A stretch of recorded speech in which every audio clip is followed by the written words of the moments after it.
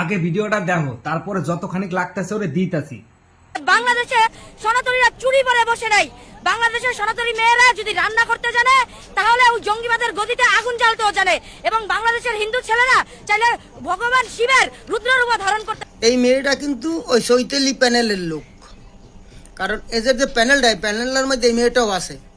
কিন্তু ওই চৈতালি একটু মানে বিতর্কিত বক্তব্য দেওয়ার কারণে চৈতালি সাইডেই গেছে, চৈতালির জায়গায় এই আইছে।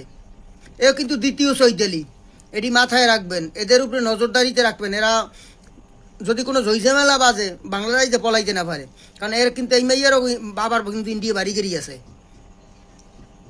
এই দিকে নজর রাখবেন যে এই সমস্ত উল্টপাট বক্তব্য কিন্তু একসময় আইয়ে পড়বে আর মুখ থেকে। মাইয়েটা কি অন্যায় কথা কইছে তাই কত? এনে কি কোনো ধর্মরে কোনো গালাগালি করছে তাই কর? এনে একটা কথা কইছে, হিন্দুরা চুরি পরে নাই আর হিন্দু ছেলেরা শিবের রূপ ধারণ করতে পারে। এতে কোনো ধর্মের কি কোনো ক্ষতি করছে বা গালাগালি করছে তাই কর? আরে কাটুয়া সুদি নেপাল চৌধুরী, তুই যে কত যে চাটবি সে আমি বুঝতে পারছি। বিশ্বের বাচ্চা, তুই তো বাঙালির জন্ম না, তুই যে সনাতনী কোষ বাঞ্চত, তুই পর্যন্ত না সনাতনীর। তোর মতন বেশ্যা ক্যাটাগরির লোকই সনাতনী ধর্মরে ছোট করতেছে, সে তো আমি বুঝতে পারতেছি। তুই বাংলাদেশে রয়েছিস, তুই ভালো আছিস। তুই যদি ভুলেও ইন্ডিয়ার এই পারে আসলি, তোরে কুসকুস করে কাটে বাঞ্চত কুত্তরে খাওয়াবো। তুই কথাটা মনে রাখিস, শালা কাটুয়ার পয়দাসী।